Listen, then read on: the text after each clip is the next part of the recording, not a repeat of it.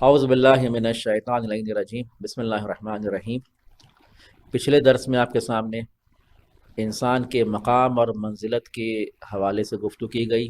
انسان کا مقام اس کے ویلیو کی بنا پر ہے، اس کے قدر و قیمت کی بنا پر ہے۔ بس اوقات یہ ویلیو انسان کی کنونشنل اعتباری ہوتی ہے، ایک پوسٹ ہے، ایک پوزیشن ہے۔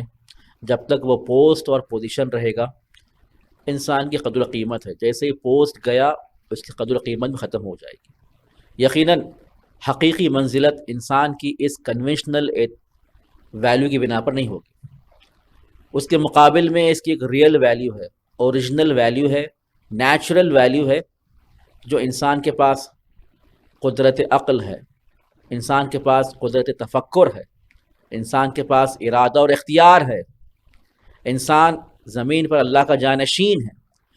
یہ انسان کی ایک نیچرل اور ریئل ویلیو ہے، جس کی بنیاد پر صحیح معنوں میں انسان کے مقام اور منزلت کو ہم تعین کر سکتے ہیں۔ آج کے درس میں اسی انسان کے ویلیو کے بارے میں، اسی انسان کے ورتھ کے بارے میں گفتگو کریں گے۔ وہ ورتھ ہے کیا، وہ ویلیو ہے کیا انسان کے لیے، تفصیل کے ساتھ۔ پہلے مقدمے کے طور پر آپ جانور میں ملاحظہ کریں، جانور کیا ہے؟ جانور جس میں عقل نہیں ہوتی، جانور جس میں ارادہ و اختیار نہیں ہوتا، فری ول نہیں ہوتا، جانور جس میں ذمہ داری نہیں ہے، وہ جانور نہ عقل رکھتا ہے، نہ اختیار رکھتا ہے، اور نہ ہی ذمہ داری رکھتا ہے۔ یقیناً اگر انسان یہ جانور کی کیفیت ہو تو علماء فرماتے ہیں اب یہ جانور میں نہ ہی تکامل ہے، نہ ہی پروگرس ہے، اور نہ ہی زوال ہے اپنے مقام سے، نہ ہی ڈکلائنیشن ہے۔ بس جس مقام پر ہے اسی مقام پر وہ رہے گا جانور ہمیشہ کے لیے۔ سینکڑوں سال پہلے بھی وہی مقام تھا، آج بھی ہے، اور سینکڑوں سال بعد بھی یہی مقام رہے گا۔ اس جانور میں نہ آپ کو تکامل، پروگرس دکھائی دے گا، نہ اس مقام سے زوال دکھائی دے گا، گراؤ دکھائی دے گا، ڈکلیریشن دکھائی نہیں دے گا۔ کیوں؟ کیونکہ اس جانور میں، اس حیوان میں عقل جیسی قدرت نہیں ہے، تفکر جیسی قدرت نہیں ہے، ارادہ اور اختیار نہیں ہے۔ توجہ کر رہے ہیں آپ؟ یہ نالج ایکوائر کرنے کی کیپیسٹی اور صلاحیت نہیں ہے۔ اسی لیے ایک ہی مقام پر یہی جانور ہمیشہ سے تھا، ہے اور رہے گا۔ اب اس کے مقابل میں اور ایک موجودات ہیں، فرشتے، اینجلز۔ آپ کہیں گے مولانا یہاں پر تو فرشتوں میں عقل ہے۔ بالکل، ہم تو مانتے ہیں فرشتوں میں عقل ہے اور انسان سے بہتر عقل رکھتے ہیں، لیکن یہی فرشتے، ان کے پاس کوئی شہوت نہیں ہے، ڈیزائرز نہیں ہے۔ یہی فرشتے، ان میں کوئی غضب نہیں ہے، اینگر نہیں ہے۔ توجہ کر رہے ہیں آپ؟ یہ صرف عقل ہے، نہ ان کے اندر ڈیزائرز ہے، نہ ان کے اندر اینگر ہے، نہ ان کے اندر شہوت ہے، نہ ان کے اندر غضب ہے۔ ایک پازیٹیو چیز کو لے کر چلتے ہیں، ان میں نیگیٹو فنکشنز نہیں ہیں، صرف اور صرف پازیٹیو فنکشن ہے۔ جب ایک ہی پرسپیکٹیو ہو، ایک ہی اینگل ہو، تو اس کے لیے بھی فرماتے ہیں ترقی کا میننگ نہیں ہوتی۔ ترقی کی میننگ تب ہوتی ہے جب سامنے والے کے نزدیک دونوں راستے ہوں، پازیٹیو راستہ بھی ہو، نیگیٹو راستہ بھی ہو۔ وہاں پر اپنے اختیار سے اپنی عقل کی بنیاد پر صحیح راستے کو طے کرے اور آگے بڑھے۔ اب یہاں پر فرشتوں میں عقل تو ہے لیکن شہوت نہیں ہے، غضب نہیں ہے، تو اسی بنا پر اختیار بھی نہیں، ارادہ بھی نہیں ہے۔ جو اللہ کا حکم ہے اسے وہ بجا لاتے ہیں، اور اللہ کے حکم پر بجا لانے پر مجبور ہے، مختار نہیں ہے۔ یہ ساری کائنات فرشتوں کے ذریعے سے چل رہی ہے، اپنے کام کو بنحو احسن انجام دے رہے ہیں۔ یہ پوری کائنات، یہ گیلیکسی سے لے کر ذرہ جو خاک ہے، اسی فرشتوں کی مینجمنٹ کی بنا پر ہے۔ جو فرشتے چلا رہے ہیں اس کے کام کو انجام دینے میں ذرہ برابر کوتاہی نہیں کرتے۔ تو اس لیے کہتے ہیں کہ اور اتفاق سے اللہ کے حکم میں کبھی وہ لوگ معصیت نہیں کرتے، گناہ بھی نہیں کرتے۔ جو اللہ کا حکم ہے وہ بجا لاتے، کیوں؟ اختیار نہیں ہے۔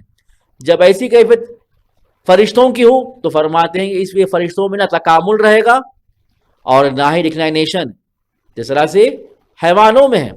اب یہاں پر ہم حیوان کو بھی دیکھ چکے ہیں اور فرشتوں کو بھی دیکھ چکے ہیں، دونوں میں نہ پروگریس ہے اور نہ ہی ڈکلائنیشن ہے۔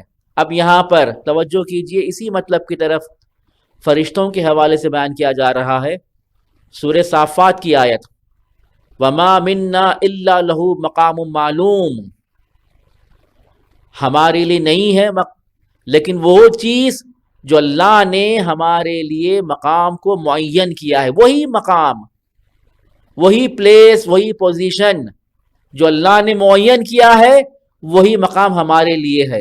نہ اس مقام سے ہم اوپر جا سکتے ہیں، نہ اس مقام سے نیچے آ سکتے ہیں۔ توجہ کر رہے ہیں آپ؟ یہ قرآن کی آیت ہے فرشتوں کے حوالے سے۔ اب انسان کیا ہے؟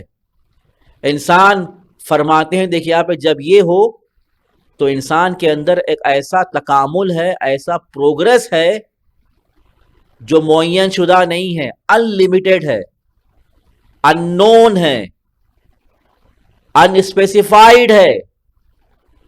جبکہ فرشتوں میں، جبکہ جانوروں میں جو مقام ہے ان کے لیے اسپیسیفائڈ ہے، معین ہے، معلوم ہے، پروگریس بھی ان کا معلوم ہے۔ لیکن انسان کے واسطے پروگریس ان لمیٹڈ ہے، غیر معلوم ہے، ان اسپیسیفائڈ ہے۔ اسی مطلب کی طرف رسول اللہ صلی اللہ علیہ وآلہ وسلم فرماتے ہیں کہ جب اللہ نے فرشتوں کو خلق کیا تو انہیں صرف اور صرف عقل کے ساتھ خلق کیا ہے۔ جب جانوروں کو خلق کیا صرف اور صرف ان کے اندر شہوت کے ساتھ خلق کیا ہے، غرائز کے ساتھ خلق کیا ہے۔ لیکن جب اللہ نے انسان کو خلق کیا ہے تو اللہ نے ان کے اندر، انسانوں کے اندر عقل بھی رکھا ہے، شہوت بھی رکھا ہے۔ فرشتے خلق ہوئے صرف عقل کے ساتھ، جانور خلق ہوئے صرف شہوت کے ساتھ، لیکن جب انسان خلق ہوا عقل کے ساتھ بھی اور شہوت کے ساتھ بھی۔ پھر آگے فرماتے ہیں کہ جو اپنی عقل کو آگے بڑھائے، غالب کرے اپنی شہوت پر، تو اس کا مقام فرشتوں سے بالا تر ہوگا۔ اور اسی طرح سے اگر کوئی اپنی شہوت کو غالب کرے، ڈومیننٹ کرے اپنی عقل پر، تو اس کا مقام جانوروں سے کمتر ہوگا۔ یہ رسول اللہ کی حدیث ہے۔ جو شخص اپنی عقل کو آگے بڑھائے گا، غالب کرے گا، اپنی شہوت کو گرائے گا، اس کا مقام فرشتوں سے بالا تر۔ لیکن جو شہوت میں مبتلا ہو جائے گا، اپنی عقل کو زیر کر دے گا، مغلوب کر دے گا، تو اس کا مقام جانوروں سے پائنتر ہوگا، پستر ہوگا۔ یہ رسول اللہ کی حدیث ہے۔ آگے بڑھتے ہیں، توجہ کیجیے آپ۔ اب ایک چیز جو انسان کے اندر ایک ویلیوبل چیز ہے وہ بیان کریں گے۔ اب تک کیا بیان کرے؟ انسان کے پاس عقل ہے، ایک ویلیوبل چیز ہے۔ دوسری چیز ہے کیا؟ ایک ویلیوبل چیز، ایک ورتھ فل چیز ہے کیا؟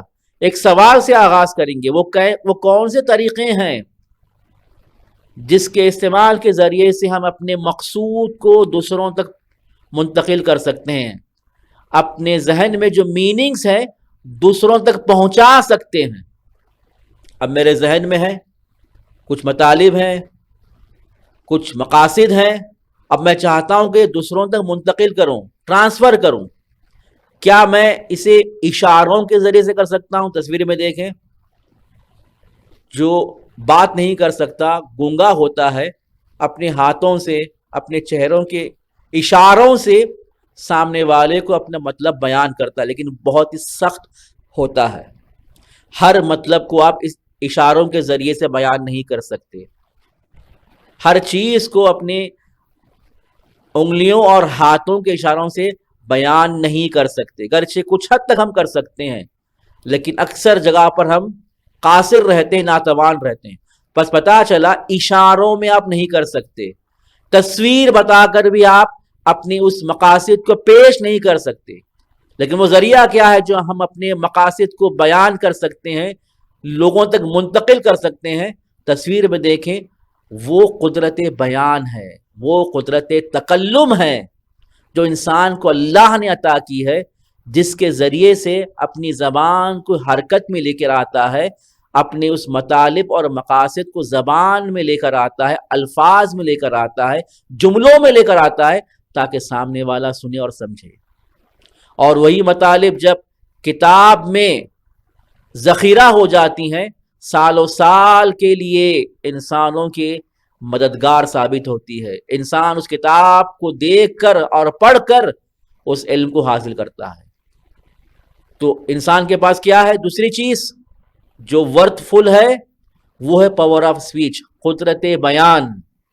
اسی مطلب کی طرف اللہ تعالیٰ بیان کرتا ہے سورہ رحمان میں، خلق الانسان علمہ البیان۔ کیا پیاری آیت ہے، جب اللہ کہہ رہا ہے کہ جب میں نے انسان کو خلق کیا تو فوراً اس کی خلقت کے بعد علمہ البیان، اور ہم نے اسی انسان کو بیان کی تعلیم دی ہے۔ یعنی خلقت کے بعد دو چیز انسان کے لیے ویلیوبل چیز ہے، وہ قدرت بیان ہے، وہ قدرت تکلم ہے۔ اسی زبان کے اعتبار سے، اسی تکلم کی بنیاد پر انسان کی قدر و قیمت پہچانی جاتی ہے۔ جب تک انسان بات نہ کرے، اس کی اہمیت اور اس کی قیمت کا اندازہ لگایا نہیں جا سکتا۔ جیسے ہی بات کرے گا تو سامنے والا سمجھ جائے گا کہ انسان کا مقام کیا ہے، منزلت کیا ہے، کتنی بڑی نعمت ہے، اور یہ انسان کی ریئل ہے، نیچرل ویلیو ہے، قدرت بیان۔ تیسری چیز جو انسان کے لیے ورتھ فل اور ویلیبل ہے، وہ کیا ہے؟ خود انسان کا امانت الہی ہونا، یا انسان کا امانت الہی کو حاصل کرنا ایک بڑا مقام ہے۔ اس مقام کو بیان کرنے کے لیے سورہ احزاب کی آیت کا سہارا لیں گے، جہاں پر پروردگار کہہ رہا ہے، اِنَّا عَرَضْنَا الْأَمَانَةَ عَلَى السَّمَاوَاتِ وَالْأَرْضِ وَالْجِبَالِ، جب ہم نے ہماری امانت کو آسمان اور زمین اور پہاڑوں پر عرضہ کیا، پیش کیا۔ اللہ نے اپنی امانت کو پیش کیا ہے، کسے؟ آسمانوں پر، زمین پر اور پہاڑوں پر۔ فَأَبَيْنَا أَن يَحْمِلْنَهَا، لیکن یہ لوگ اس امانت کو قبول کرنے سے انکار کر لیے۔ وَأَشْفَقْنَا مِنْهَا، توجہ کر رہے ہیں یہاں پہ، اور اس امانت کو لینے سے گھبرا گئے، نہ امانت قبول کی بلکہ گھبرا بھی گئے۔ لیکن آگے اللہ فرماتا ہے وَحَمَلَهَا الْإِنسَانُ، اس امانت کو انسان نے حمل کیا ہے، کیری کیا ہے، قبول کیا ہے، گھبرایا نہیں ہے۔ وہ امانت جو زمینوں پر دی گئی، آسمانوں پر دی گئی، پہاڑوں پر دی گئی، اتنی بڑے بڑے کہکشاں پر دی گئی، کوئی قبول نہیں کیا، گھبرا گئے، لیکن انسان اس امانت کو قبول کیا ہے۔ وہ امانت ہے کیا؟ ہمارے امام رضا علیہ السلام فرماتے ہیں وہ امانت ہے ولایت، وہ امانت ہے اللہ کی ولایت، الہی ولایت، یعنی اللہ کی ولایت کو قبول کرنا، اللہ کی حکومت کو قبول کرنا، اللہ کے سامنے تسلیم ہو جانا، اللہ کے بھیجے ہوئے انبیاء، رسول اور اماموں کے سامنے سر تسلیم ہو جانا، یہ بڑی امانت ہے۔ کیوں؟ کیونکہ انسان کے پاس عقل ہے، انسان کے پاس ارادہ ہے، انسان کے پاس اختیار ہے، تو اللہ نے اسی بنیاد پر اس امانت الہیہ کو دیا، الہی اتھارٹی، تاکہ انسان اپنی عقل اور ارادے کے ذریعے اللہ کے سامنے جھک جائے، اس کی احکامات کو قبول کرے، اس کی حکومت کے سامنے تسلیم ہو جائے، اس کے بھیجے ہوئے رسول اور اماموں کے سامنے، نمائندوں کے سامنے سے تسلیم ہو جائے، کیونکہ اختیار ہے۔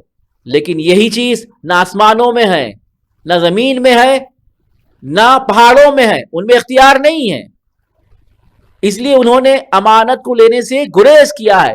لیکن انسان کے پاس جو اختیار ہے، اس اختیار کو رکھتے ہوئے اس امانت کو لیا ہے۔ کتنا بڑا مقام ہے ولایت الہیہ۔ اسی لیے ہم نے کہا ہے پہلے گفتگو میں کہ اللہ کا اگر جانشین ہے تو انسان ہے، اللہ کا خلیفہ ہے اس زمین پہ تو انسان ہے، کیونکہ اس نے اس امانت کو ایکسیپٹ کیا ہے۔